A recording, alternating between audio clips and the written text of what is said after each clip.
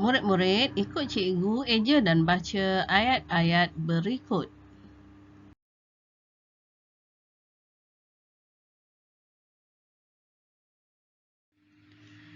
A-A-Y-A-H, yah, ayah. M-E-M, mem. B-E, ber. L-I, li, membeli. T-I-T, K-E-T, cat, tiket. Ayah membeli tiket. P-A-K, pak. C-I-K, cik, pakcik.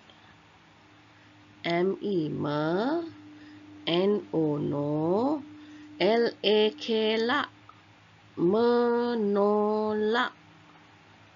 T-R-O, tro. L-I, li, troli. Pakcik menolak troli. I-E, biubu, ibu. B-E-R, ber. Biubu, A-L-al, berbual. D-E, de. N-G-A-N, ngan, dengan.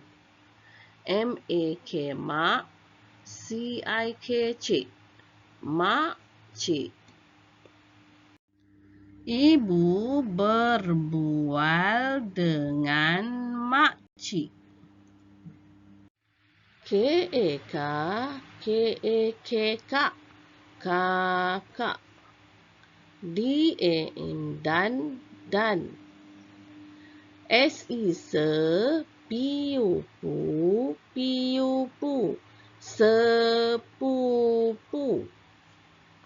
Diudu, diukedu, duduk.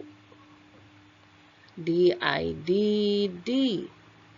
K-E-ke, R-U-ru, S-I-C, kerusi. Kakak dan sepupu duduk di kerusi. M-E, me. R-I-re, K-E-K, mereka. P-U-pu, L-A-N-G, lang, pulang.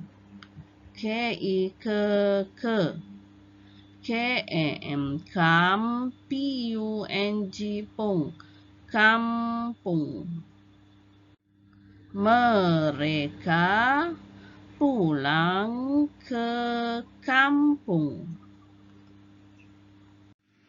Murid-murid, jom kita ulang ayat tadi. Ayah membeli tiket. Pakcik menolak troli. Ibu berbual dengan makcik.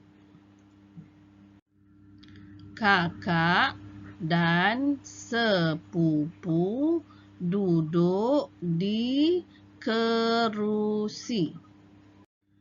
Mereka pulang ke kampung.